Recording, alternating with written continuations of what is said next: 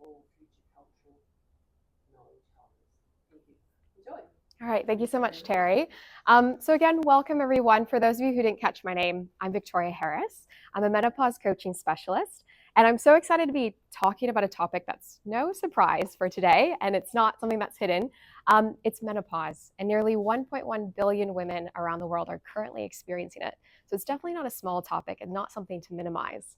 And to give you some background of myself and what allows me to talk about this topic with such confidence, here are a few of my credentials. So I'm a menopause coaching specialist, as mentioned. I have a bachelor's degree in education. I also am a registered nutritionist with the Nutrition Council of Australia and have further credentials in functional blood work analysis, personal training, epigenetics, and I'm also a fellow at Victoria University teaching health and physical education. So as you can see, I have a bit of a shopping addiction, just a tiny one. So if you come home with an expensive pair of shoes, you should say to your partner, not a big deal, you should see what my menopause coach spends her money on. So to give you a little bit more background of myself and what's kind of developed my passion regarding menopause, it actually started with my mom's own journey through this transition. And when it comes to menopause and some of the symptoms we classically see, I think we get our idea of it specifically through the media. Has anybody seen this episode of That 70s Show? Yeah, no, it's worth getting a look at it. So it gives you some kicks and giggles. But definitely when we see what menopause looks like in regards to the media, we generally see two things, which is the hot flushes as well as the mood swings. And yes, it's nice to have a little bit of a laugh when it comes to our pain and suffering, but the reality is menopause is so much more than that. There's over 60 different symptoms associated with this transition, and for some women, it's a full-on health crisis. And during this seminar today, it's not just me lecturing and you listening, it's going to be quite interactive. And I wanted to ask you what other symptoms are associated with this transition other than those hot flushes and mood swings we see on TV? Inflammation. Inflammation. And when we say inflammation, that's quite broad. So what do we actually feel when it comes to ache and pain, joint pains? Absolutely. Brain fog, 100%. Extreme anxiety, absolutely. Mood, yes. Sleep, yeah. Sleep is a huge change, 100%. Anything else? Yeah, absolutely. Dealing with chronic disease-based issues pop up a lot during this transition. Compromised immunity, autoimmune conditions pop up during this time, metabolic issues, definitely. Anything else? We're just scratching the surface. We said 60 symptoms. Yes, cognitive-based issues, cognitive decline, absolutely. So 100%. So I'm glad you guys are well aware there's so much more that kind of paints the picture in regards to the symptoms women experience. And for my mom, as I kind of mentioned, what drove my passion into menopause in the first place, it truly was so much more than the cliches we see on TV. My mom's menopause transition started off with that struggling sleep that you guys mentioned. She was a nurse working shift hours, and she was just struggling to get that minimum of 8. Most of the time it was around that 5 hours of sleep. Combining onto that, she dealt with a lot of weight gain. So during her transition, this was actually her younger than me and her premenopausal era, which I like to call it. This is a year that she turned postmenopausal, gained nearly 30 kilos during the perimenopause transition. So significant weight gain that affected her being able to move around, joint aches and pains, as you guys mentioned. We're going to talk soon. She started developing bulging discs. She had a lack of motivation to exercise, so she started dealing with crippling depression during this transition as well and was medicated for it. Painful periods, so during the perimenopause transition, when this whole onset started, she was dealing with heavier periods, painful, more clotting in her periods. She was also diagnosed with multiple chronic disease-based issues. So type 2 diabetes, she was diagnosed with high cholesterol, she was diagnosed with high blood pressure, medicated for all of those. And then we also see some of these classic menopause symptoms. And unfortunately, my mom's health truly changed for the worst during this transition. As she went through the menopause transition, she noticed a decline in bone density, osteopenia, osteoporosis starts to develop. With that combination of weight gain, she was developing bulging discs. And when she went to the doctor and said, what can I do with the back pain I'm dealing with? It's debilitating. He recommended for her to do a surgery on her spine, put rods in her spine and fuse her spine. Post-surgery, they were rotating her in the bed, the physio was, and with her lack of bone density, they ended up fracturing her vertebrae. And unfortunately, the year that my mom turned menopausal, she became also a paraplegic. And it definitely rocked her world. It rocked our world as well. And it was a massive catalyst for me to build my knowledge in this area. It pushed me into becoming a nutritionist. It pushed me into focusing on menopause care. And with the knowledge I was able to develop, I want to highlight that my mom's transition just didn't end in tragedy. It's one of my proudest transformations. With the knowledge I developed, I was able to help her reclaim her energy, also reverse her type 2 diabetes, because that is possible, help her lose over 20 kilos, which made her wheelchair transfer so much more manageable.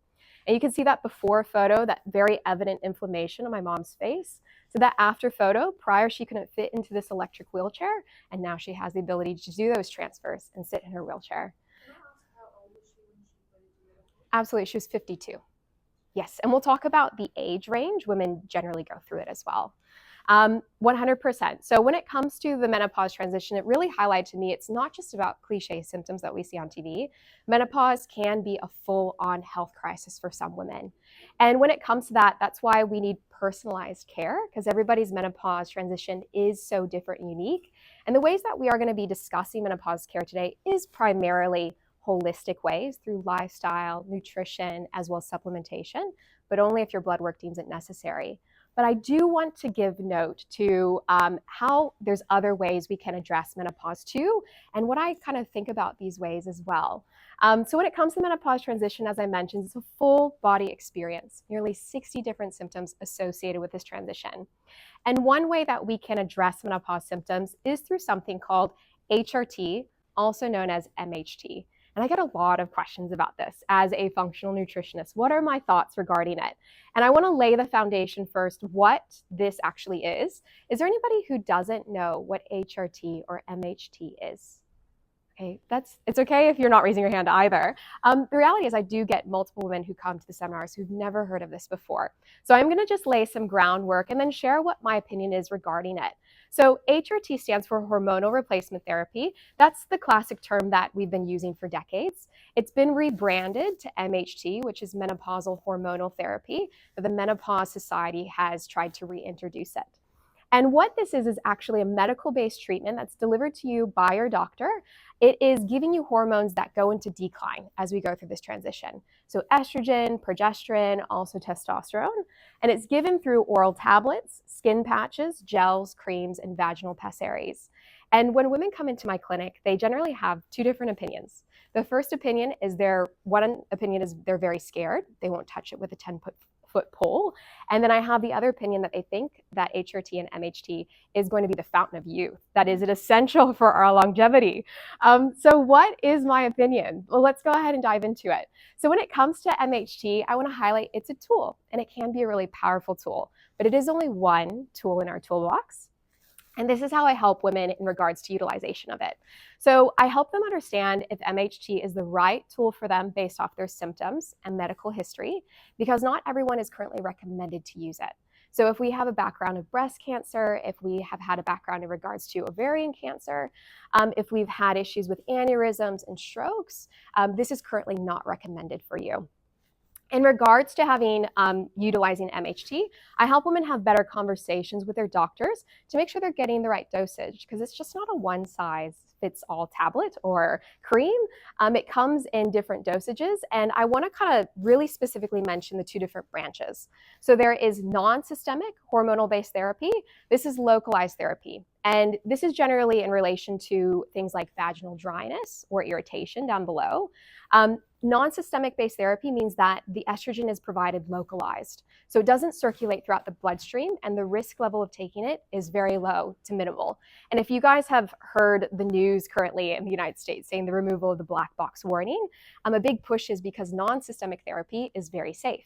However, systemic-based therapy is therapy that circulates through the bloodstream and is very reactive because estrogen is a hormonal growth-based hormone, and it can grow tissues like cancer-based tissues. So that's something that we do need to make sure that we're having these conversations with our doctor to know our medical history to make sure that it's right for us.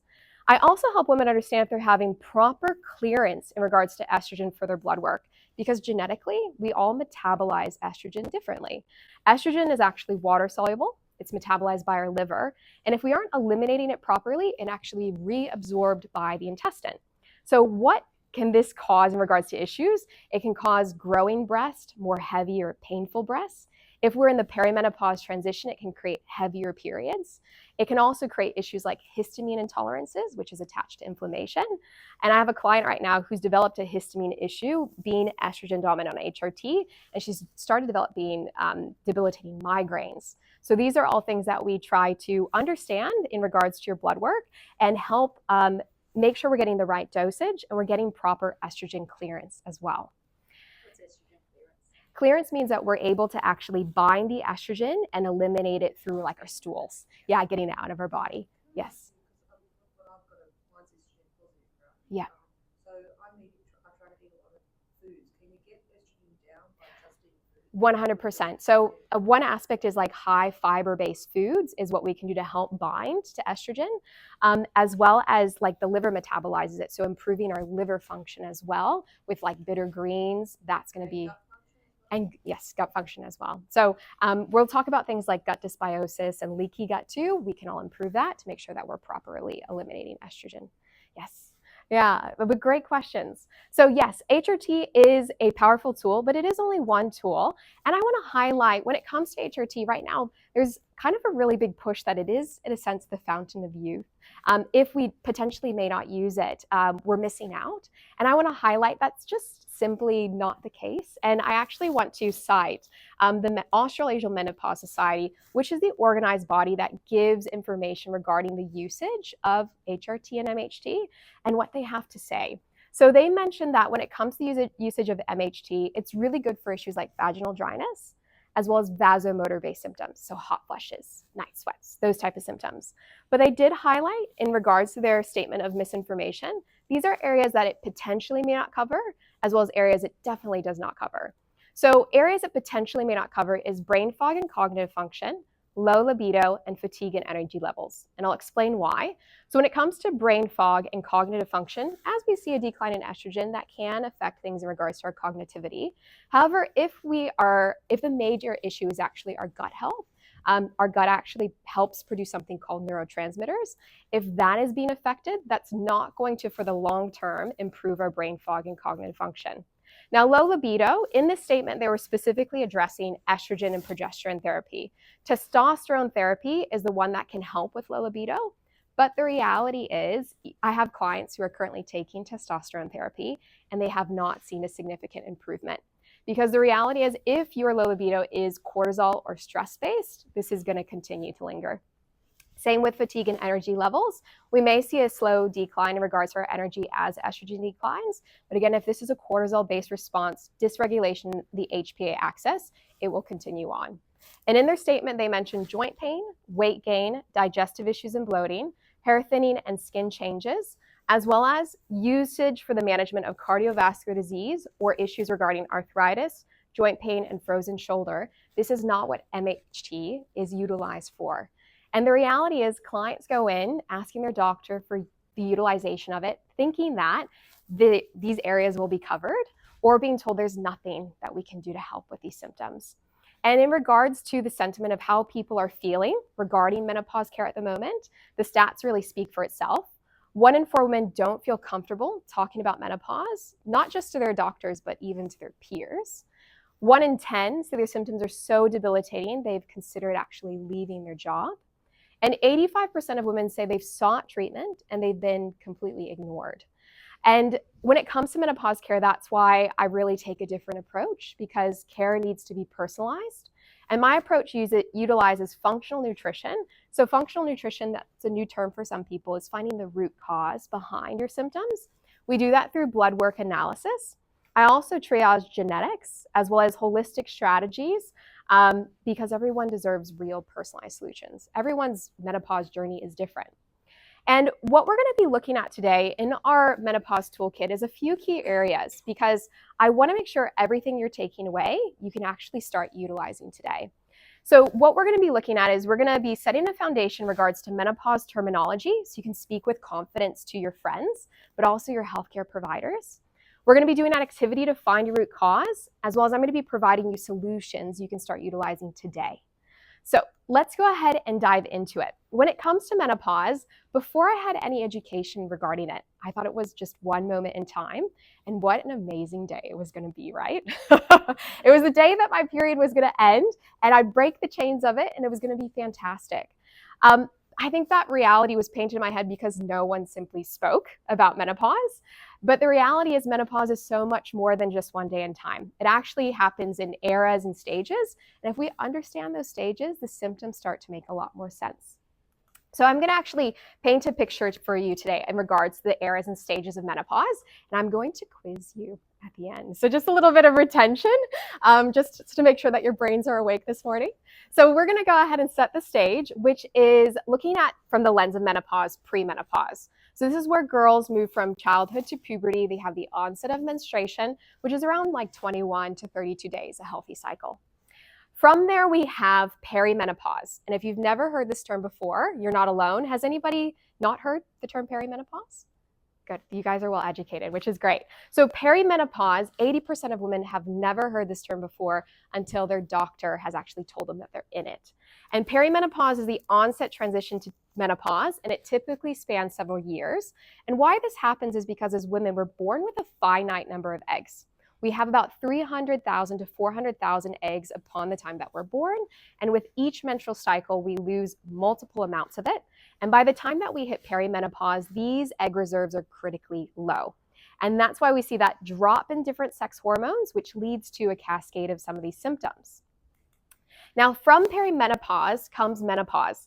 And this is the conclusion of our menstrual cycle. We have to go 365 days consecutively without a period to be clinically diagnosed as menopausal.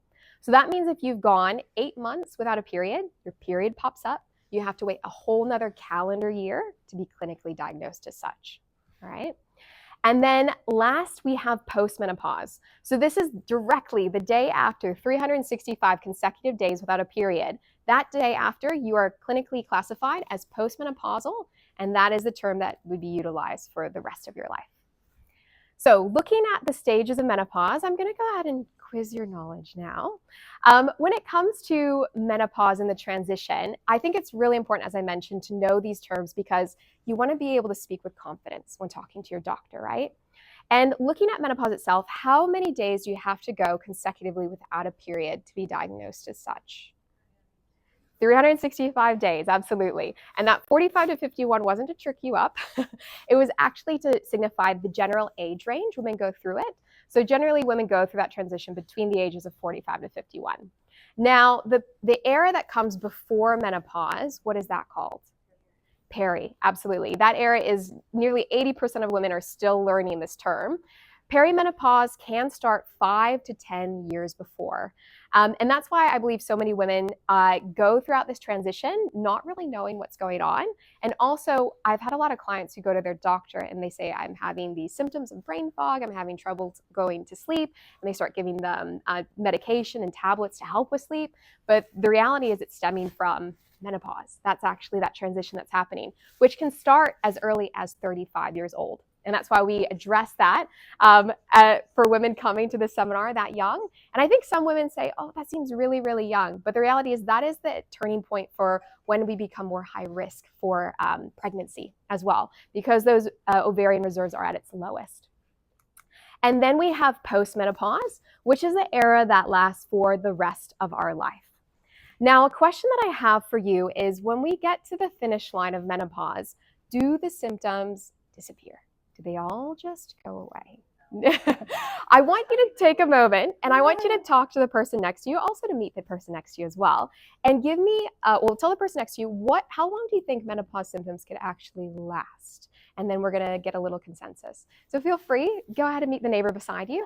Give a bit of an estimate. Would you like to chat with them? No, that's okay, that's all right.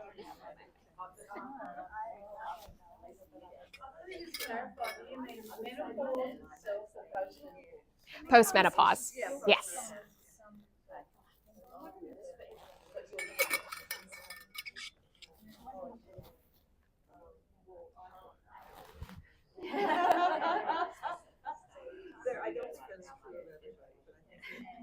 What's your guess? I'd say it continues forever, Forever? but it tapers. Yes. Forever but tapers. I like it. What do you think? How long do you think menopause symptoms can last, post-menopause? Yeah. Well, that's your guess. Yes. Yes. Absolutely. I think I have the statistics soon. I think you're going to get 100%. Absolutely. Also depends on the individual. It does. Yeah, 100%. It is very variable to the individual. Genetics plays an Average aspect. age in our suburb is 71. Yeah. And it's women that bounce around, but then it's an unfair call sample because whenever you do a beach and holidays area, Yes. people that are health conscious, Yes. better dietary, better exercise regime, all that. Yeah. All go to that location, so it's unfair. Yeah. No, absolutely. So So, across the populace, if you move from Sydney, yeah. different story. Yeah, there's so many factors, isn't there? We'll go ahead and we'll bring it together. What is the consensus? What's the consensus? How long can menopause symptoms last? No consensus. What were the three possibilities? I'm curious. Forever? 10 years? 6 years? Interesting. I'd say if you're having changes like at a cellular level Yes. and they're not addressed, Yeah. then that's still happening. Yeah. So it could happen So, forever in a sense. yeah. Yes, absolutely. What was the Well, consensus we back have then? consensus, but I think if you're having, as this lady's saying, changes, Yes. your body's changed and adapts. So that some of those symptoms will become part of your life. That's your new Yeah. normality. Yes. You know, you're not going to get rid of your joint pain just because you're post-menopause. Yeah. Your joints ache. Yeah. They'll continue to ache. No, absolutely. The National Institute of Health did a survey in regards to women, asking them how long they were experiencing menopause symptoms.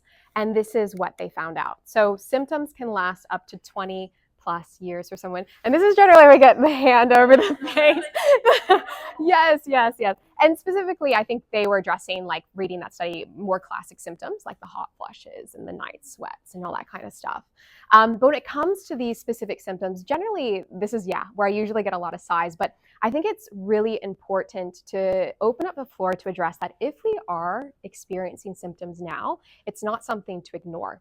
Menopause just isn't the end of the finish line. It's something to be aware that if we aren't addressing, we're going to look at root causes today, these symptoms can linger up to 20 years. And the last thing we want is to have brain fog still in our late 50s. We don't want to be dealing with crippling joint aches and pains still in our 60s. And we don't want to be having hot flushes and night sweats in our 70s. So if we are dealing with issues, addressing them now through medical intervention or holistic intervention or a combination of both, which I think can be really appropriate for most people, is going to be essential. And looking at the other types of menopause, because I want to give recognition to them, we did discuss natural menopause, which is that slow decline in our sex hormones. But the reality is I get plenty of clients who have had surgical as well as medical menopause. And I want to just speak to what that is. So surgical menopause is the removal of your ovaries, which triggers an instant menopause. And I've had clients come in that say they've started feeling these symptoms within hours of that surgery. Yes. Medical menopause is the treatment of like chemotherapy due to cancer, which can damage our ovaries and induce a quicker onset to menopause itself. And for women who go through these two types, these symptoms are much more intense. Holistic treatment, though, remains the same. Medical treatment does change. If you've had a full hysterectomy, you can potentially just be recommended estrogen-based therapy because if we still have our ovaries, you should be having estrogen and progesterone because estrogen can thicken the uterine lining and cause cancer. Yes, so if you still have your ovaries, you definitely need to be having both. Okay? Yes, so we're going to go ahead and be looking at now an activity to find your root cause. And I see some questions popping up. We are a smaller group, so if you do have them, you're welcome to ask. If it's a bit longer of a question, we have a Q&A at the end too, so we can leave them for there. But in this activity today, as I mentioned, what's in our toolkit, I really want to make sure that what you're utilizing today, you can start using as soon as you leave. And in this activity, we're actually looking at your root cause and understand what that means in a sec. But when it comes to the menopause transition, I highlighted there's over 60 different symptoms associated with this transition. And if we try to address each symptom individually, I feel like we can be running around our tail. But what I started to notice women coming into my clinic is that these symptoms could actually be triaged into 4 categories. And if we address the category, we could be eliminating multiple symptoms all at once. So this is some insider. No, it's not the categories. We're going to look at them soon. We're going to go ahead and you're going to get some insider insight into identifying your own root cause today. And you were all passed out a sheet of paper. And what we're going to do is I'm going to read out a list of symptoms in each category. And if you've experienced these symptoms in the past 3 months, I want you to write it down. If you have not experienced the symptom, just leave it empty and blank. This will give you an idea of if there is like 6 to 8 symptoms in one category, that's obviously your root cause. I also want to mention who this activity is for. So if you are premenopausal, which means you're still having a healthy menstrual cycle, you're definitely still welcome to do this because the symptoms that you generally are experiencing, unfortunately, get worse during the transition. Obviously, no perimenopause, we are having these symptoms, and postmenopause, it doesn't go away, so it's still relevant to you. So let's go ahead and dive in. So the first category that we're looking at is hot flushes, night sweats, skin changes, feeling puffy, joint pain, headaches, and migraines. I'm going to expand on each one in a second, but if you've experienced any of these in the past 3 months, I want you to take a moment to write it down. If you haven't experienced it, leave it blank. So hot flushes, I've had clients express this to me that it's lasts in duration for about 3 to 4 minutes, and the intensity that these hot flushes come on almost feels like a panic attack. That's how serious they can feel. Night sweats is waking up in the middle of the night. This is basically a hot flush, but in the evening, and it's so intense that clients have had to change all their sheets because their bed is just saturated in sweat. Skin changes. So skin changes can look like dry skin, itchy skin, but it also can be like acne breakouts as well. Feeling puffy. So this is that fluid retention we can see on the surface of our skin or evident around the face. Joint pain, so aches and pains. Generally, women notice that around their hands and fingers, around their knees, and can get better throughout the day. And then headaches and migraines as well. Now let's look into category number 2, which is looking at brain fog, feeling flat, mood swings, trouble focusing, bloating, acid reflux, as well as irregular bowel movements. So brain fog, we're going throughout the day, we're having a hard time getting through it. Feeling flat, low energy could even be related to depressive-based symptoms. Mood swings, we might wake up in the morning feeling stable, but then feel quite emotional and feeling quite angry. Moving into trouble focusing, having a hard time getting through a task. Bloating, eating some food, and then you feel like your belly's expanding. Acid reflux, the burning of the esophagus, food coming back up. And then irregular bowel movements, this could look like constipation, but it also can look like diarrhea.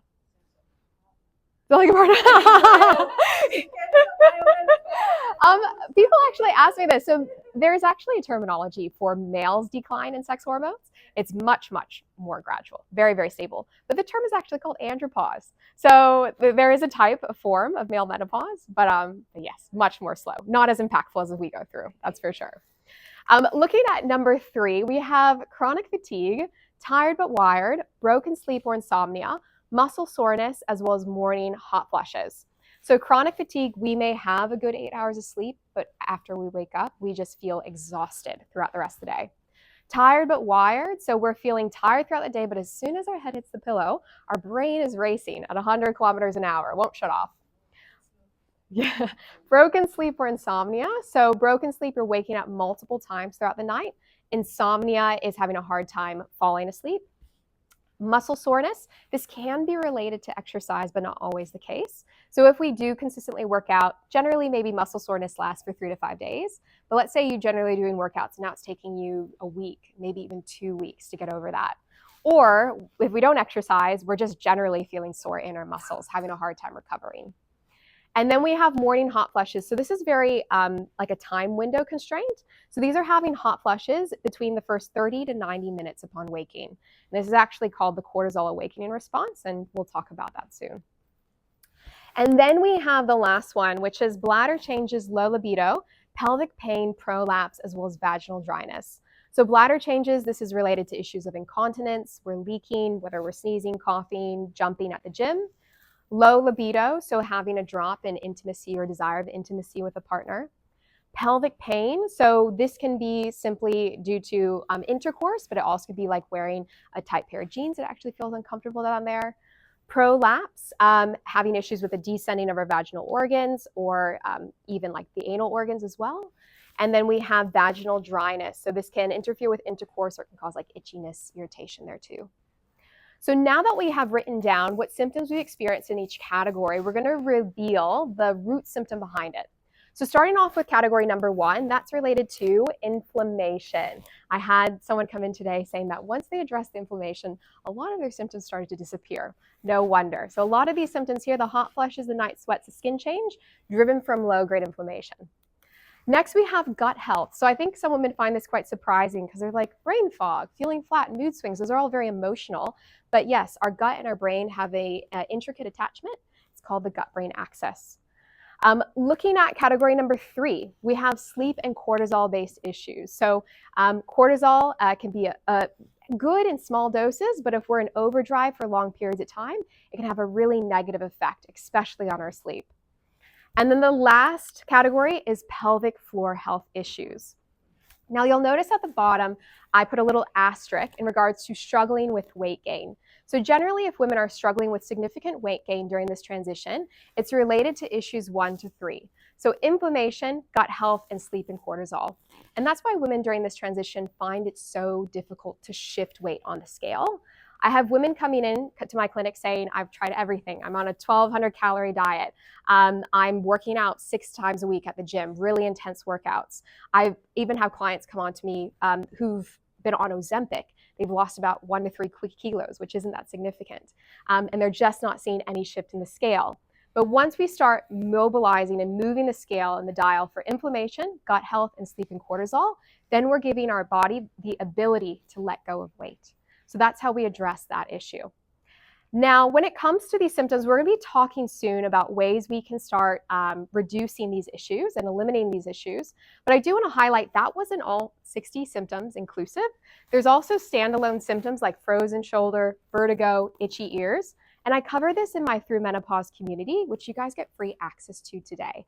I'll explain what that looks like at the end, but I would just want to hint to that because you don't need to take copious amounts of notes. I know to see some of you are, which is amazing, but you get access to all this information that I'm including in the PowerPoint. So you don't have to take all the photos either, just absorb it. Feel free to bring your questions, okay?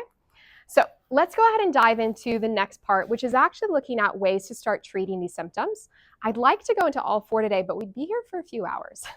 So what we're going to do is we're going to pick one of these root cause areas based off of where the majority of the symptoms lie within the room.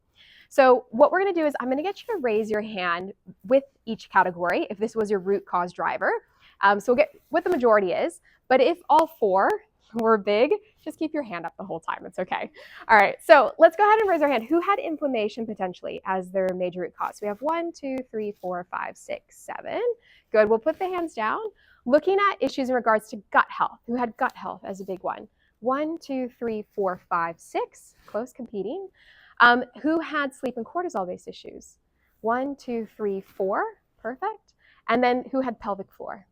1, 2, 3, 4. Looks like inflammation is the top one. Is everybody okay with that? Dive into inflammation? Fantastic. So we'll go ahead and we'll dive into the inflammation protocol. And with the inflammation protocol, let me just go ahead and pull it up. We are going to be looking at really simple and practical ways to start addressing inflammatory-based symptoms. And when I put together this presentation, I kept in mind that I could talk really deep in regards to blood work. I could talk really deep in regards to supplementation. But the reality is that's not going to be very applicable to the most of you. You're not going to feel very confident utilizing that information. So we're actually looking at a food-first approach today because you can start doing that as simple as for lunchtime. I do want to highlight, though, that when we're looking at foods to avoid and foods to include, even though they seem like very simple things to do, I don't know your medical background. I don't know what chronic disease dispositions you have. So please take that into consideration when applying the information we're talking about today. And if you are concerned, you can always talk to your GP. So let's dive into it. So we're looking at the inflammation protocol. And when it comes to inflammation, there is a few things we're going to be looking at. So we're going to start off with foods to avoid, and then we're going to be looking at foods to include to start reducing inflammatory-based symptoms, like the hot flushes, the night sweats, the joint aches and pains. And when it comes to the foods to avoid, a lot of women say, I'm doing really well. But when it comes to foods to include, I have some women say, I'm really struggling to identify one thing I'm including. So it'll be interesting to see where you guys lie today. So with the foods to avoid, we're going to start off with the first one, which is alcohol if we're dealing with inflammatory-based symptoms. And this is where I generally get women going, not alcohol. Don't take away my alcohol, Victoria. And when it comes to alcohol, it's a really big part of Australian culture, isn't it? But if we're dealing with inflammatory-based symptoms, it's really going to exacerbate them. So alcohol, in its simplest form, is a toxin. Our body deals with it like a toxin. And it upregulates inflammatory-based issues, and it's a vascular trigger. So women will generally notice that if they're dealing with hot flushes, as well as night sweats, they reduce their alcohol consumption, and they have a significant drop in regards to those vasomotor symptoms. Alcohol also irritates our gut lining. And when it comes to issues like intestinal permeability, we actually have tight junctions within the gut. Alcohol can irritate them, degrade them, and allow endotoxins to enter the bloodstream, upregulating inflammation. This can cause issues in regards to if we are taking HRT, estrogen metabolism. It can even elevate our nighttime body temperature as well, intensifying and worsening these hot flushes, as well as if we're looking at sleep being an issue, disrupting our sleep. Alcohol actually prevents us from entering into REM because alcohol's half-life is a minimum of 4 hours. REM is where we recover. It actually allows our body to recover, metabolize our food properly, store our short-term memories in the long-term part of our brain cortex. Alcohol can prevent that until it's out of our system. So alcohol is a big no-no actually for all of these protocols. So look. If you have like zero alcohol beer, for example, yes. That's considered not alcohol. Having zero alcohol is considered having Zero alcohol beer. Oh, zero alcohol. Yes, zero alcohol. There's no alcohol content in that, so that's completely fine. Yes, good clarification. Our next part that we're looking at is refined sugars and ultra-processed foods. So ultra-processed foods are linked to 35% increase in menopause symptom severity. That stat's taken from the Australasian Menopause Society. And refined sugars spike blood glucose levels. So my mom experienced the onset of type 2 diabetes, and metabolic syndrome is something that's quite common as women go through this transition. So making sure that we are reducing these types of foods is going to make sure that we're stabilizing our blood sugar levels. Also, it drives the oxidative stress process and increases inflammatory markers, which are cytokines like interleukin-6 and TNF-A. This makes issues like hot flushes, joint pain, skin puffiness, and headaches worse over time. So we want to get on top of that. Looking at category number 3, we have processed seeds and vegetable oils. So when it comes to processed seed oils, it's not necessarily demonizing seed oils themselves. It's looking at this ratio of omega-6 to omega-3. So during this time, having higher seed oils like soybean, corn oil, sunflower oil, canola oil, they skew our omega-6 to omega-3 ratio, which tips your body into a pro-inflammatory state. We can generally see this with your cholesterol level. So I'm not going to get you guys to raise your hands, but a majority of the time when I do clients' blood work, we're having already seen issues in regards to their cholesterol, their lipid levels, seeing higher triglycerides and LDL markers. So this is... If the ratio is out, you might get high cholesterol. Yes, absolutely. You're going to have issues generally with higher cholesterol. Seed oils and vegetable oils. Omega-3 is going to be looking at things like olive oils, things like avocado, things like flax seeds, things like walnuts. Those are good. Those are the omega-3s. So we want a bigger omega-3 ratio, less omega-6, which are pro-inflammatory. Can you have no omega-6? You want to have small. You still want to have small amounts because they're still beneficial in some aspects, but the majority is people end up buying a lot of ultra-processed foods, or we go out to eat, and generally they're looking for more cost-effective oils, and this is going to have a higher omega-6. Yes. So as long as you've got more 3 than 6. Yes, and it's reflective, as I mentioned, we can check your blood work to see if that's reflective too. A big one that I like to look at is LDL, which is your good cholesterol, and that can be increased through omega-3s. So that's generally the marker actually see if you're getting enough omega-3s in your diet. Looking at the next one, so we have high sodium-based foods. So packaged soups, deli meat, fast foods contain sodium far above our daily need, which can promote water retention as well as puffiness. let alone if we are dealing with issues like high blood pressure, which I get plenty of clients who are dealing with that during this transition. We want to be reducing our sodium-based intake. Now we have number 5, gluten and dairy, and I do highlight this for sensitive individuals because not everyone is sensitive to it. But I do see women, as we go through the menopause transition, we potentially have a reduction in lactase enzyme production. So women can start having new food sensitivities. So dealing with dairy specifically, dairy contains A1 casein, which can be pro-inflammatory. And if our women are dealing with inflammatory-based symptoms, as well as gut-based issues, I'll get them to temporarily test out like an A2 casein milk or like a plant-based milk to see if these symptoms actually resolve themselves. Yes, go ahead. Absolutely. 100%. So again, I do highlight that is for sensitive individuals. We're also looking at what are other ways that we can help with the uptake of calcium, like our vitamin D levels. And the reality is when it comes to vitamin D levels, the statistic off the top of my head, it's like 1 in 10 people are actually getting enough vitamin D. Like 90% of the clients that come through actually have really low vitamin D levels. And that's going to have a huge impact on like your calcium absorption for your bone health. Definitely. Yes, yes, definitely. And looking at there's no number 6 for that one. Now looking at foods to include. So we're going to be looking at these 6, and some women say, oh, those inflammatory ones for the foods to avoid, I did really well. Who is doing really well? Because I know somebody, are you guys nailed it? Yeah, perfect, which is good. Now we're going to look at foods to include, and it'd be good to kind of reflect, are you actually getting these in? Because I actually think it's more important with the foods to include, we're getting an abundance of this. So with our foods to include, we have turmeric, which the major compound within it is curcumin. So turmeric contains curcumin, that compound, which is a powerful anti-inflammatory agent, which lowers those inflammatory cytokines like interleukin-6, TNF-A, as I mentioned. When it comes to turmeric, if you're having turmeric in your curries, if you're having turmeric in your lattes, we want to make sure we're also ideally pairing that with pepper, because black pepper actually upregulates the absorption of curcumin by nearly 2,000%. And yeah, which is cool. And I generally, when it comes to women who are showing really high inflammatory markers in their blood work, I will recommend them a curcumin-based supplement, because to get the amount of curcumin naturally, you'd have to be eating like 6 to 8 tablespoons. Yeah, you have to be eating a lot. And when I do the supplementation, I always make sure that there's pepperine in it to help with absorption too. Yeah.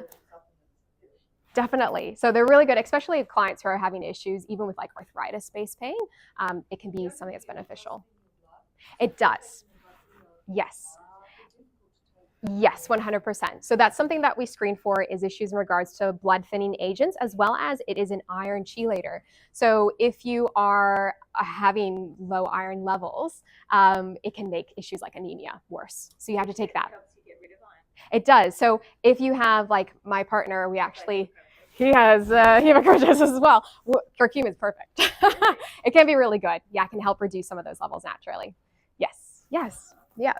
So Not just when you eat the iron, but just in general gets rid of your sweet. yeah, so it actually binds to it and helps remove it. Yeah. So women who are dealing with anemia, not good, but if you have hemochromatosis, can be great. Yes, definitely. So looking at omega-3 fatty acids. So we're looking at fatty fish, particularly sardines, salmon, and mackerel. And my go-to is sardines and mackerel, which is generally nobody's favorite. The reason why is sardines and mackerel are smaller-based fish, which they have lower mercury levels. Salmon has a higher, and I'm actually recommending women to have 3 serves minimum per week of this. But also sardines, ideally if you can, eat them with the bones in it, because it has natural amounts of vitamin D in there too. So really, really beneficial to get vitamin D in there. Yes, yeah, tinned, definitely. Because you don't want to just be eating the bones if they're quite hard and stiff. Yeah, that wouldn't be good or safe, definitely. So, but yes, this is going to help promote a better omega-3 to omega-6 ratio. And if we're already seeing issues in regards to your cholesterol and lipid levels, that's how we can skew it in a positive direction. And it can also be beneficial to the hot flushes, skin elasticity, and reducing joint pain. Now, looking at number 3, we have cinnamon and low GI containing fruits to control blood sugar. Because when it comes to blood sugar spikes, as I mentioned, dealing with metabolic issues can be something that women experience. cinnamon helps improve insulin sensitivity. And cinnamon is a herb that I absolutely love because it actually has a natural sweet element to it. So I make a digestive-based biscuit at home, and I'll actually pour a ton of cinnamon into it because you don't need to add a whole bunch of honey or extra sugar to that either. So that's going to help with insulin sensitivity, reducing post-meal blood sugar spikes. It can reduce your overall inflammatory load. And we compare this with low GI fruits that are high in fiber, but also in polyphenols to help with oxidative stress too. Specifically like apples, but we can also do things like berries, like blueberries, raspberries, blackberries, all that kind of stuff. Looking at, like one of my favorite ways to do this is just like cutting apples, putting it in with like a Greek yogurt, so having a probiotic there, and then sprinkling cinnamon. Yeah, so you don't just need to chuck cinnamon back or anything like that. Looking at number 4 is fiber-rich containing foods. So we're wanting to get a minimum of 25 grams of fiber daily. And what I do with my clients is actually get them to do a 3-day food journal. So I will actually analyze their fiber content in the meals. And majority of women are getting around 10 to 12 grams. And that's just simply not enough. So it's definitely worth doing investigation if you're doing this on your own. Having MyFitnessPal chronometer, typing in your foods today, the foods that you eat in a day, seeing if you get 25 grams daily, because what this is going to do is it's going to help reduce inflammatory markers by improving our gut microbiome. So our gut microbiome is made up of 4 trillion different bacteria.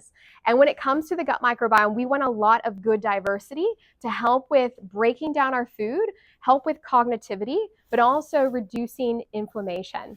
And our gut actually produces something called short-chain fatty acids, SCFAs, which helps reduce that inflammatory response. So high fiber foods are things like veggies, legumes, nuts, and seeds. And you do have to be really intentional because one of the highest fiber containing fruits is kiwi. And to get, and when it comes to kiwi, like to get the amount of fiber that I'm going to share soon, you want to eat it with the skin on. Who actually eats kiwi with the skin on? I know not very many people like I do. I do too. I usually do the golden because that's the most tolerable. You have to really scrub if it's not. But guess how much fiber is in one kiwi? 25? One gram. Oh, wow. Yes, so you have to be really intentional. So no one's going to eat 25. No one's going to eat 25 kiwis. That's not very good for you either. Yes, that's one of the highest fruits. Yes. Prunes are similar in nature. So like a plum is a prune, dehydrated. 1 plum is about 1 gram. So that's why older people generally eat a lot of prunes, but it does contain a lot of sugar as well. You have to be mindful of. The highest containing amount of fiber for veggies is peas. To get, anybody guess, 1 cup of peas, how much fiber might be in it? You're like 1? It's a bit higher than that, thankfully. It's about 7 grams. But who eats about 1 cup of peas per day? Not very many people, which is great. I'm glad there's some people like peas, but not everybody does that. So you do have to be very intentional with your fiber intake to make sure you're hitting it. Looking at number 5, we have polyphenol-rich foods as well. These are things like berries, green tea, dark chocolates. Maybe you might be like, yes, some chocolate. Colorful veggies. They all supply antioxidants, which neutralize free radicals, and they reduce inflammation as well. And then last, we have number 6, which is anti-inflammatory herbs and spices. These are things like ginger, rosemary, oregano, and garlic. They all contain bioactive compounds, which reduce and inhibit inflammatory enzymes like COX2. So this incorporating these will help with balancing our immune system, easing digestive discomfort, ginger especially. In the gut health protocol, which you guys will have access to, I recommend doing 250 ml of water with like 3 to 5 slices of ginger to help boost and reduce that inflammatory load. It also enhances circulation too. So yes, fresh herbs to have in rotation. How many of you guys are nailing all 6 of these? Yay, that's good. And I noticed when I talked to some of you, yeah, that's okay. But I know from some of you were potentially having inflammatory symptoms earlier on in your menopause, and you mentioned that you changed your diet, specifically anti-inflammatory, which is fantastic. That's so good. Yeah. Well, you've obviously nurtured that gut microbiome to want it, so that's huge. So that's the probiotics can help, but you want to you'd want to be testing and not just guessing, I think a big thing is. Also looking at when it comes to when you're picking out a probiotic, it's making sure that has a massive density in regards to the diversity of strains, because some of these probiotics will have like 3 strains. They're like, oh, but there's like 1,000 or 100,000 colonies. Well, that's just 100,000 of those 3 strains. The big thing that helps improve our gut health is making sure we have a diverse range of strains. That's what you're wanting to look at. Absolutely. You're welcome. But I might just talk a little bit more about it too. This was actually in the gut health protocol. I talk about probiotic as well as prebiotic based foods. Do you guys know the difference between the two? So probiotic based foods are things like kefir, kimchi, sauerkraut, Greek yogurt. These are things that introduce new gut bacteria species. So ideally, homemade is best because a lot of these foods are becoming very popular and they're shelf stable. So they have to go through a pasteurization process. So you're just buying that kombucha off the shelf, and they have had to obviously cook it in a sense to make it shelf stable. And what they've done is they've killed the good bacteria as well as the bad bacteria. So refrigeration is best, or making your own is best. And in the community, we actually provide recipes to probiotics, because Andy, back there is my husband, he's a chef by trade, and we make all these at home. So we share that information to you. Prebiotics actually feed the diverse amount of gut bacteria. And these are things like legumes. These are things like asparagus. These are things like onions and garlic. You're wanting to have a rotation of those in as well to help continue to feed the healthy gut population. Yeah. Yes. With the probiotics, like sauerkraut, for example, how do you guarantee you get a diverse? Is that only like one strain? We actually have a cheat sheet where I go through each individual probiotic and I write down what strains are in each one. So you actually want to, like most women, a lot of my clients that come through don't really like probiotics. They're like, I'll tolerate yogurt, like Greek yogurt, but they don't really get into the kimchi or the sauerkraut or the kefir. So I really highlight, if you do have the ability to tolerate it, have as much diversity as possible. And the recommendations are having 2 to 3 serves per day. And a serve isn't a lot, it's a tablespoon. That's not, you don't need a lot. You don't need a lot. So it's just like a tablespoon of homemade kombucha, a tablespoon of kefir water. That's going to be beneficial. And if you can scatter that through like breakfast, lunch, dinner, yes. Yes, absolutely. So these are all things that why the personalization element can be very beneficial. Because yes, I have a client right now who's dealing with estrogen dominant. She's on HRT and she started having histamine-based issues. So we're addressing, helping, nourishing the gut first. And then later on, once we're so essentially it's something called a mast cell reaction, which is related to allergic reaction, but it's not just allergies. It basically increases our inflammatory load, which can affect allergies, but it can affect, for her, it's affecting her headaches and migraines. That's where that's coming from. So yes, good, great questions, you guys. So I do want to highlight, as you're mentioning, where does that personalized element, what does that look like? And I'm just going to speak to this shortly because, as I mentioned, it's not as applicable to most of you because you won't be able to necessarily apply this on your own. But I do want to differentiate what is the difference between functional blood work versus conventional blood work, and why I find this so powerful to personalize my clients' needs. So when it comes to conventional blood work, this is a doctor's ranges in regards to analyzing your blood work. And I do get clients go to their doctor saying, I'm dealing with brain fog, I'm dealing with digestive discomfort, I'm dealing with mood swings. And they look at their blood work, they order it, and they say, there's nothing wrong. There's nothing I can tell you, like you don't have any disease, there's nothing I can do for you. And they're left feeling discouraged and quite gaslit in a sense. And the reality is when it comes to a doctor, it's what their scope is. So a doctor is actually trying to identify disease because what's in their toolkit is medication. So if there's nothing to medicate you with, unfortunately, there's nothing that it can do for you. But when it comes to a functional perspective, we look at much more narrow ranges. And to give you an example, like I look at vitamin D levels, as I kind of already spoke about. A doctor wouldn't address vitamin D unless it's below 50 nanomole. I start addressing vitamin D when it's at 100 nanomole. Because if your vitamin D is low, you're going to have brain fog, you're going to have lower bone density, you're going to have issues with mood stability. So it's a huge aspect to make sure you're in optimal ranges, not just in a state of disease where you're at risk and then need medication for it. So looking at ways that we can personalize someone's journey, first of all, if we did on a one-on-one blood work journey together, we cast a really wide net to make sure no stone is unturned. We look at things like your comprehensive metabolic panel, your complete blood count, lipid levels, thyroid levels, hormones, and if we can get it, other markers like your metabolism for HbA1c, fasting glucose, and even micronutrients. And how we can personalize this through inflammation is we would start investigating these specific markers. So we look at issues like CRP, which is C-reactive protein. It can indicate low inflammation, low-grade inflammation. And I put in here the optimal range, which is the functional range that we start looking at. ESR, which gives insight to inflammation as well, even potentially an autoimmune condition, which pops up a lot for when going through this transition. Fasting glucose and HbA1c, so maybe your inflammatory levels are actually related to a metabolic issue. We can get insight to that. Vitamin D, if we have lower levels, it can continue on with systemic inflammation, making more severe hot flashes. Looking at ferritin and iron-based levels, which can lead to issues like the fatigue, the headaches, the poor recovery. Homocysteine, which is related to our methylation pathway. It'll give insight if you're under eating B12, folate, B6. Comprehensive lipid levels to help us understand where your omega-3 to omega-6 ratio stands, and then even things like liver function, ALT, AST, GGT. I do provide all those markers in the Through Menopause community because some of you might have a medical-based backgrounds or nurse-based backgrounds. You might want to be able to investigate it, but obviously we do one-on-one coaching to give you that insight too. Yes. Can you measure estrogen, progesterone, and cortisol levels in the blood? You can, but honestly, when it comes to the levels that we're looking at in regards to like general blood work, I'd want to do something more in depth, like a Dutch test that can give us better insight into these markers than a standard-based test. It can actually look a lot more deeper into these like methylation pathways and how your estrogen is being processed or if it's recycling. Yeah, we can do that.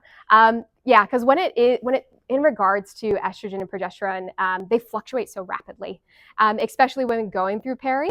It changes on like an hourly basis, and that's why a lot of women are gaslit because some doctors still have the education that looking at estrogen and progesterone will give them insight because if it's at a lower level, then that indicates that you're potentially going through peri. But that's definitely not the case. The Australasian Menopause Society actually uses a screening tool to triage your symptoms to help you understand if you're going through this transition or not.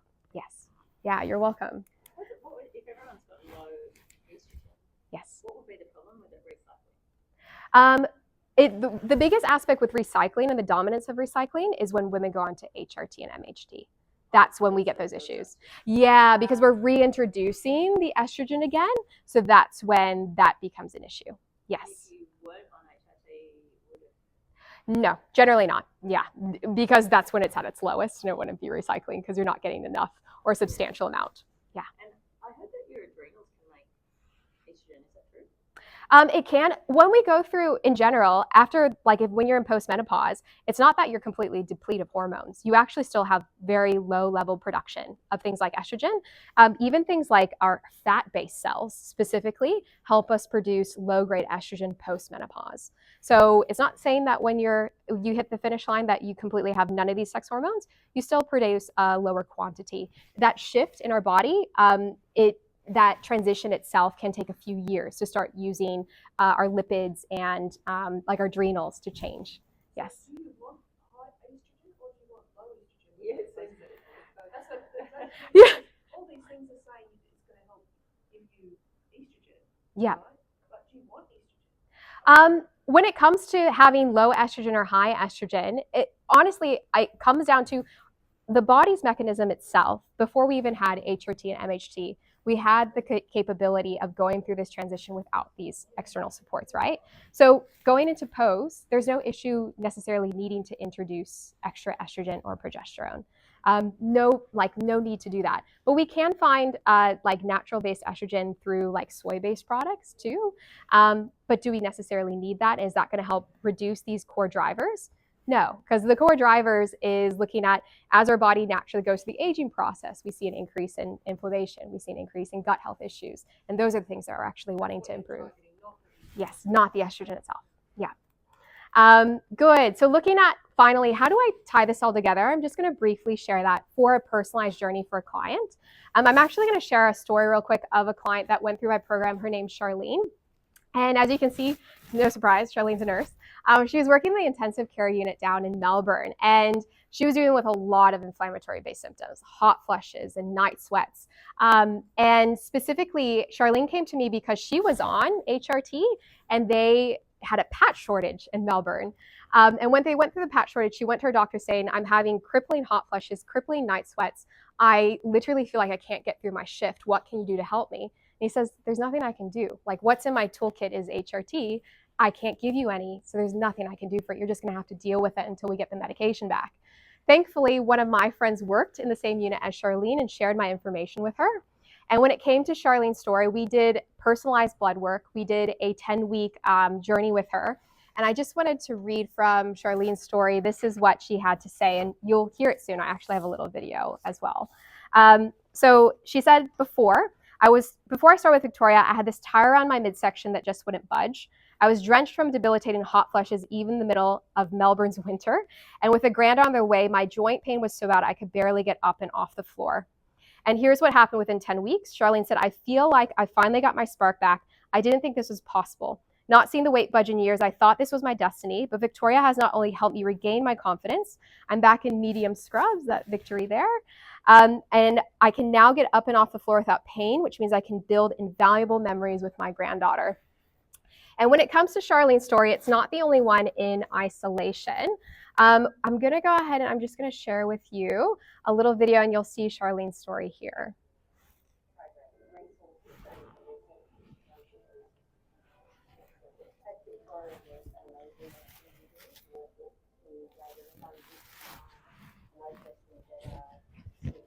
I just completed the 10-week course with Vic. It has given me the tools to help me understand my body, you know, after so many years of not understanding and my weight going up and not knowing what's going on. I feel like I've got a bit more control. Immediately found I had more energy, more clarity in my brain. I feel like I'm getting my mojo back. Would I do it again? Yes. I don't think I need to do it again because I think I've got a good grip on it now. But would I turn back the clock 8 weeks and do it all over again? Yes. Oh, I'd give it a 10 because I think it's really inspired me to think more about my body, my fitness. A lot of the time when you do these sort of things, you sort of only get either the medical side or you only get the physical side, you don't, or you only get the nutritional, you don't get the whole package, whereas with Vic, you're getting the whole package. And I've done HRT twice. Thank goodness that there's a global shortage of patches at the moment, because that's why I've stopped. You know, women are the same symptoms as me, but they all think that HRT is going to be the deal breaker here. And I actually don't think it is. And I just love those stories because they're just so authentic women that are in working-based situations and they're just struggling. They're struggling with symptoms, and thankfully with a personalized approach, there's ways to do it, whether that is holistic ways, medical ways, or as well as both. So we're gonna go ahead and we're gonna come back into it. I might just skip through here. And we're gonna go ahead and look at solutions that you guys now have access to. So as I mentioned, you guys do have access to all the information that we covered in the session today. And I wanna just share what is available to you. So there are tools for root cause diagnostic tools to understand your symptom severity. So in the Through Menopause Hub, which you get free access to join today, we go into inflammation, gut health issues, sleep and cortisol, as well as pelvic floor health quizzes to understand if you're on that low severity to high severity of that scale.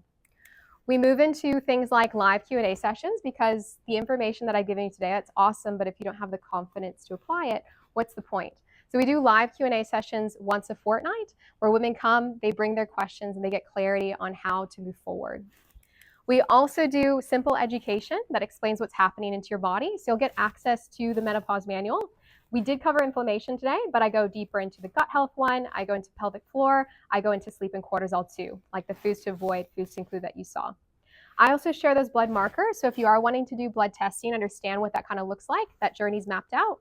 And I include a supplement cheat sheet. I've compiled over 40 different supplements. Obviously, I'd prefer you to test, not just guess, but ones that I utilize for my own clients and feel comfortable switching to those.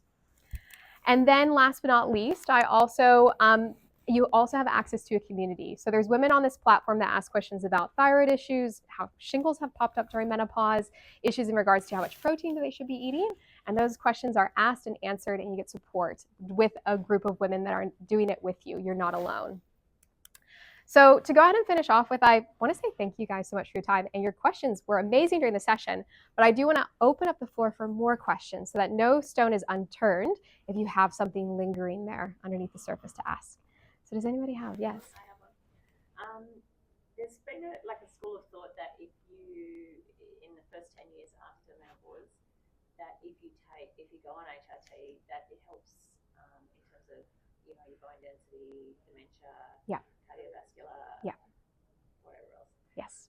And it kind of implies that if you don't do take it, it. you're missing this window of maybe the fountain of youth. Yeah. Honestly, when I started getting that information, I felt the same way. I was like, am I going to be missing out on something? And that's just simply, honestly, not the case. When it comes to these studies, what kind of women, first of all, are we studying? Are we studying women who are exercising actively? Are we studying women who are actually eating really well? And the reality is these general population studies don't necessarily look at that demographic, because how many women are actually exercising? The statistics say it's like 1% of women are consistently exercising each week. So that's not taken into consideration. So looking at your health for the long term, improving your bone density, lifting weights, lifting heavy, doing that 3 times a week minimum is going to be huge for increasing your bone density, not just utilizing HRT or MHT.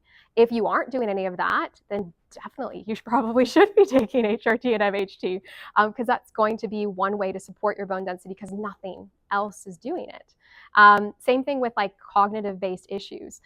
Exercise itself is proven to improve things like neurotransmitter plasticity. So I actually say the barbell is the fountain of youth, not necessarily medication or HRT. Can be beneficial, but I'd like to look at, when it comes to it, the statement of misinformation. That's why I think it really highlights it. It really says if you're dealing with specific symptoms, vaginal dryness, vasomotor symptoms, hot flushes, night sweats, that's the purpose of MHT and HRT. But they just think it's a wonder drug. They feel fantastic. So that's the thing. People want to go to something that's a quick fix. Yeah, and I don't like to demonize actually HRT in that way at all. And that's not saying anything that you're saying is wrong. It's a tool. I want to highlight it's a tool, and it's a powerful tool. And I've actually had women who potentially are exercising and they potentially are eating well, but genetically they are disposed to having more intense hot flushes or night sweats. And I would never want to deny a woman an opportunity to utilize that, to maybe get them in a better place, to maybe eventually transition them off of it in the future. So when it comes to it, it is a really tricky topic, because it's like, how long do we want to be dependent necessarily on this medication?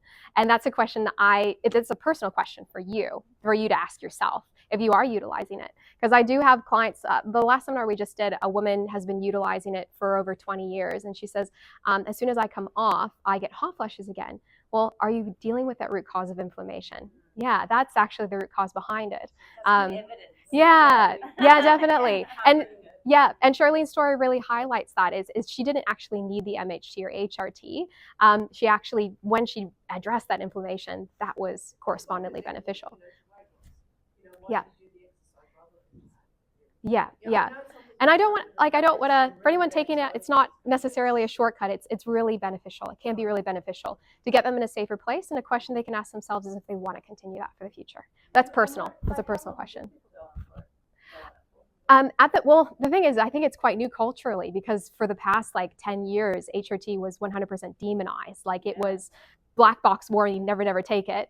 And actually, with the Women's Health Initiative, we understand the flaws within that study, and it's actually, elements are safe, but it's looking at the background of, do you actually need it? What are those symptoms? Your personal medical history. And in another 10 or 20 years, that they're going to go, oh, well, actually, yeah, that's a good idea for everybody, because now we've realized that. And that's all a test with time. Larger, more comprehensive studies. Yes. Too, so I think the knowledge is getting a bit better. Yes. So 100%. I agreed. The knowledge is still developing in regards to it. But when it comes to your own personal usage of it, it really is personal. And those are the questions that you should be asking. One of the things that I was told by someone who was actually taking it, but her father was a specialist in this area. Yeah. That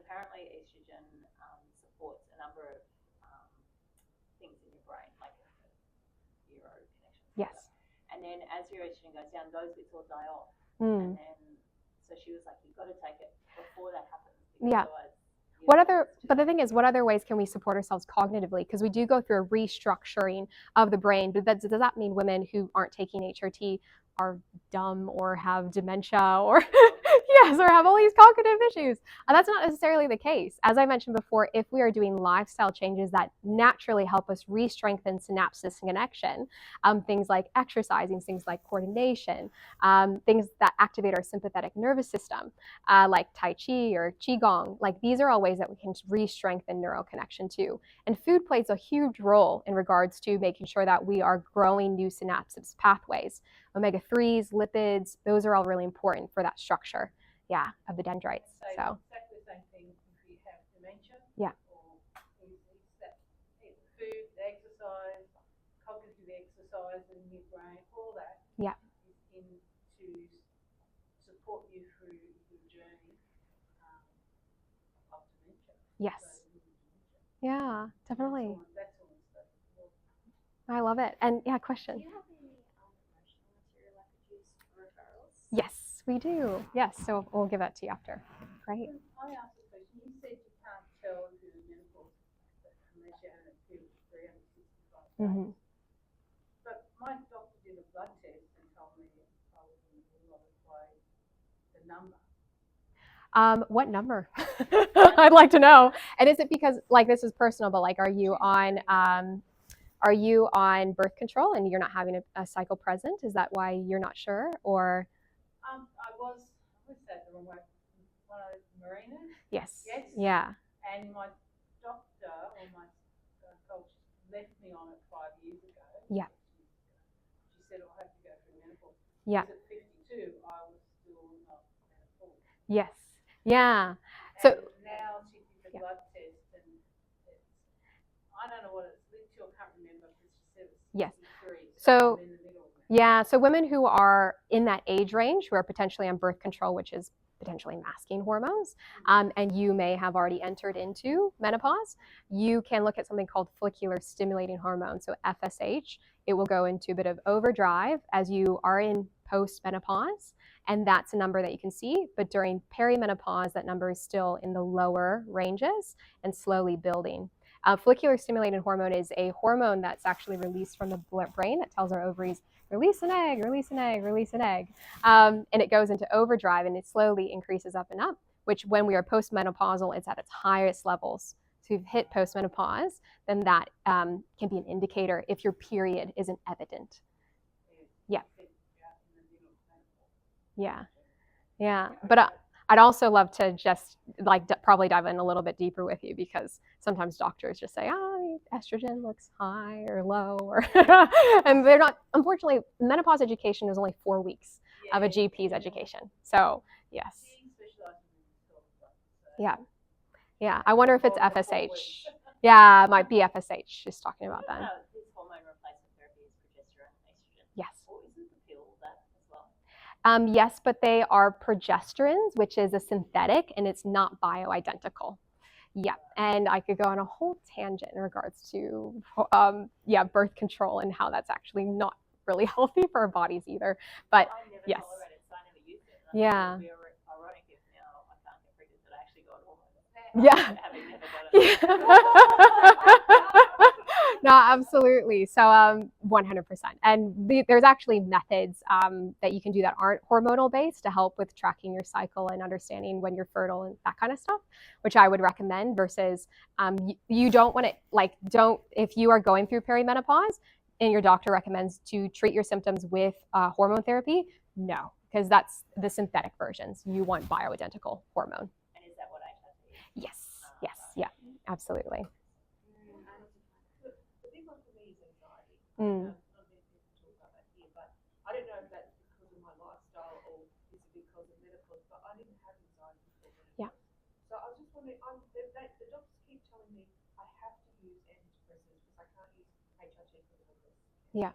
But are anxiety pills not good for you? Because I get a lot of gut problems. Yeah. So should I get off my anxiety pills?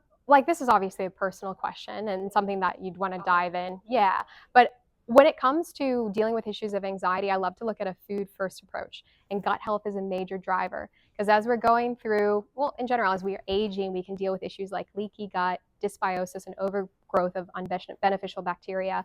And neurotransmitters, which are chemical hormones that deal with happiness, serotonin, dopamine, drive.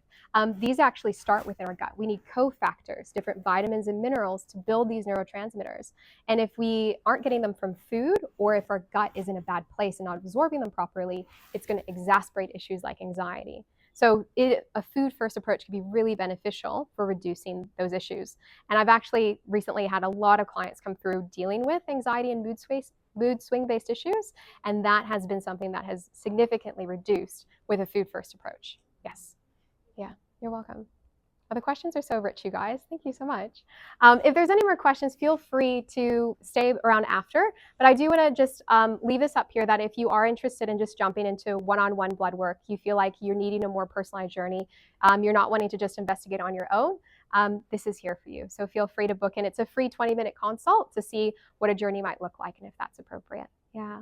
But thank you so much for your time. I appreciate it. So you're welcome. Definitely. Yes, yeah, because we have clients in Goulburn, New South Wales, middle of nowhere, Melbourne, all the way up to where we used to live in Noosa. Yeah, we do them via Zoom sessions, and I actually show you how to order your blood work, that help you go through that process to make sure everything's really smooth. Yes, yes, yes, yeah. Yeah. And I'm not bagging or anything, but it was very just online all the time. Yes. So you were just reading them, like Yeah. emails. Yeah. You need that personal You do. It is. It's quite an